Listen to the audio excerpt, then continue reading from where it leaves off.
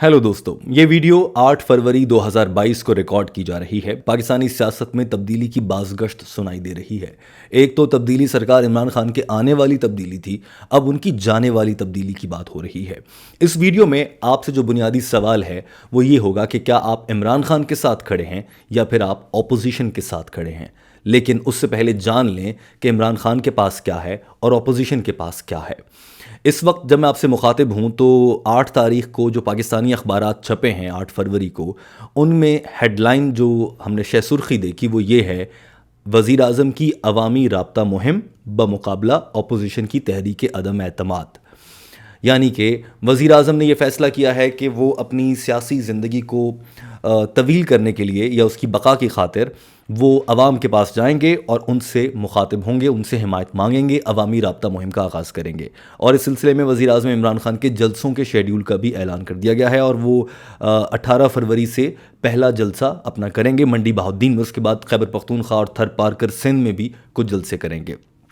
इमरान खान अपनी कुर्सी को बचाने के लिए ये काम कर रहे हैं। अपोजिशन इमरान खान की कुर्सी गिराने के लिए क्या कर रही है? अपोजिशन इमरान खान को गिराने के लिए सियासी तौर पर बहुत ज़्यादा मुतहर्रिक नज़र आती है और अचानक से इतनी ज़्यादा सियासी मुलाकातें हो रही हैं कि आप टेलीविज़न देखें तो हर वक्त ही ब्रेकिंग न्यूज़ और सियासतदानों की प्रेस कॉन्फ्रेंस चल रही होती है और पुराने चेहरों के साथ जाकर मुलाकातें करते नज़र आते हैं। मिसाल के तौर पर 6 फरवरी से लेकर 8 फरवरी तक 2 दिन में लगभग 7 बड़ी मुलाकातें हुई। पहले शहबाज शरीफ से मुलाकात की गई आसिफ अली जरदारी साहब की जानिब से मॉडल टाउन में शहबाज शरीफ की मेज़बानी में, ये बड़ी मुलाकात थी। उसके बाद हमने देखा कि आसिफ अली जरदारी ने नून लीग से मुलाकात के बाद काफ लीग यानी कि चौधरी शुजात हुसैन और परवेज़ इलाही से भी मुलाकात की, जो कि हुकूमत के इत्तेहादी हैं। ये हुकूमत को छोड़ देंगे तो हुकूमत गिर जाएगी। उसके बाद हमने देखा कि कराची में MQM बड़ी अहम जमात है और वो भी हुकूमत की इत्तेहादी है। अगर वो भी हुकूमत को छोड़ दे तो हुकूमत गिर जाएगी। हुकूमत इन्हीं की बेसाखियों पर तो खड़ी है। MQM ने पहले ANP से मुलाकात की, फिर MQM ने पंजाब का दौरा किया, जहां पर पहले परवेज़ इलाही यानी कि मुस्लिम लीग काफ से मुलाकात की, फिर उन्होंने नून लीग से भी मुलाकात की। तो ये सियासी जोड़ तोड़ बहुत तेज़ी से देखे जा रहे हैं। अपोजिशन की जानिब से इन मुलाकातों का मकसद क्या है? मकसद ये है कि वज़ीर आज़म की कुर्सी गिराने में हमारी मदद करो। और कैसे मदद कर सकते हैं ये इत्तेहादी MQM और काफ लीग? हुकूमत से अपना इत्तेहाद अलग कर लें और यूँ हुकूमत गिर जाएगी। लिहाजा MQM और काफ लीग बहुत ज़्यादा अहमियत इख्तियार कर गई हैं। इन मुलाकातों के बाद इन सियासी जमातों के रहनुमाओं ने ये वाज़ेह अल्फाज में नहीं कहा कि आप निकलें कुर्सी गिराने, हम आपके साथ खड़े हैं। लेकिन कुछ बयानात ऐसे आए हैं, मिसाल के तौर पर MQM के रहनुमा ने कहा कि हुकूमत ने हमें दे क्या रखा है, एक वजारत तो दी है, लेनी है तो ले लो। इसका क्या मतलब है कि भाई आपने जो करना है कर लो, हम तो अब लड़ गए हैं आपके साथ, हुकूमत के साथ। लिहाजा अब इन बयानात को देखकर ऐसा लगता है, परवेज़ इलाही साहब ने यह कहा कि अभी किचन में सामान लाया गया है कुर्सी गिराने का, पकाना भी शुरू होना है, जब पक जाएगा तो फिर कुछ बात करते हैं इस बारे में। लिहाजा ये राब्ते और जोड़ तोड़ तेज़ी से जारी हैं।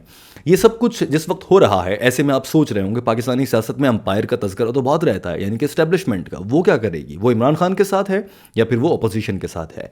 इस्टेब्लिशमेंट ने सिर्फ इतना कहा है कि ना मैं इमरान खान के साथ हूँ ना मैं अपोजिशन के साथ हूँ, लेकिन इन्हें तो हमेशा ही ऐसा होना चाहिए। अलबत्ता यह है कि पाकिस्तानी सियासत में अनफॉर्चुनेटली ऐसा नहीं होता और इमरान खान के साथ इस्टेब्लिशमेंट बिल्कुल खड़ी रही, एक पेज पर रहे। आसिफ गफूर साहब के भी बयानात थे, फिर उसके बाद भी बयानात आते रहे, इमरान खान साहब खुद कहते रहे।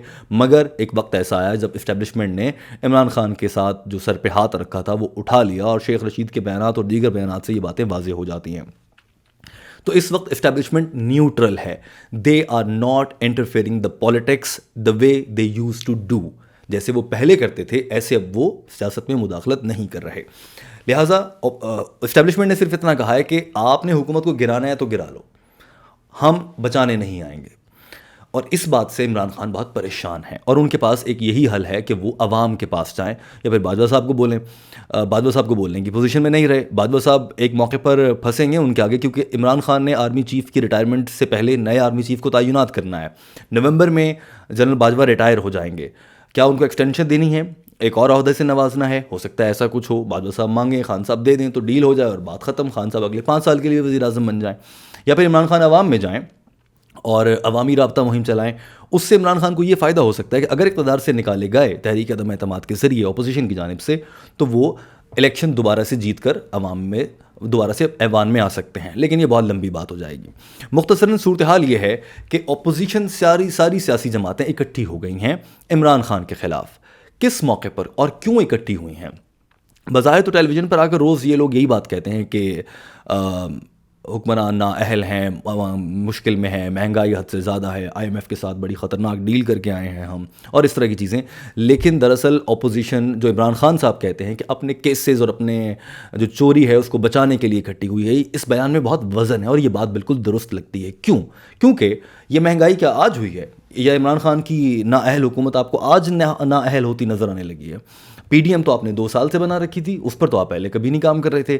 یعنی کہ فریم ورک موجود تھا کہ ہم نے اکٹھے ہونا، پر اکٹھے نہیں ہوئے تھے کیونکہ اس وقت تک عمران خان کا شکنجہ ان کی گردن تک اس طرح قریب نہیں گیا تھا. اب جب یہ کیسز منطقی انجام تک پہنچنے والے ہیں یا کچھ ٹھوس ثبوت ان کے ہاتھ لگ گئے ہیں حکومت کے، تو ایسے میں اپوزیشن متحرک ہوئی. ایک وجہ یہ ہے، اور دوسری وجہ جو سب سے اہم ہے، بڑی وجہ ہے، اس سے بھی بڑی وجہ ہے، وہ یہ ہے کہ اسٹیبلشمنٹ نے کہہ دیا کہ گرانا ہے تو گرا لو، ہم نہیں بچائیں گے. پہلے جب وہ گرانے کا سوچتے بھی تھے یا بات بھی کرتے تھے، اسٹیبلشمنٹ کہتی تھی نہیں بھائی اس طرف مت آنا، یہ ہمارا بندہ ہے ابھی.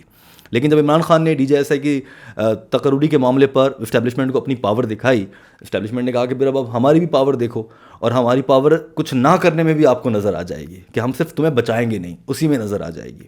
تو اس وقت یہ کھینچا تانی چل رہی ہے پاکستانی سیاست میں. سوال یہ پیدا ہوتا ہے کہ آپ عمران خان کے ساتھ ہیں جو کہ ایک کڑوا گھونٹ عوام کو پلا کر بہت مشکل وقت سے گزار کر اس ملک کو ٹھیک کرنے کی خواہش رکھتے ہیں، یا پھر آپ اپوزیشن کے ساتھ ہیں جو ماضی میں جیسا ملک چلاتی رہی ہیں ایک بار پھر سے ملک کو ویسے ہی چلانے کا عندیہ دیتی نظر آتی ہیں.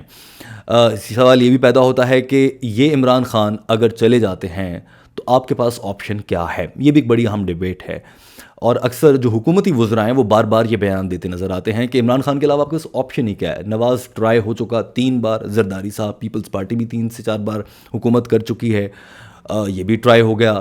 ہم نے دیکھا ہے کہ اس کے علاوہ کوئی بڑی نیشنل لیول کی پولیٹیکل پارٹی ہے ہی نہیں جو پورے پاکستان سے یا پنجاب میں بھاری اکثریت سے کامیاب اور وفاق میں حکومت بنا سکے.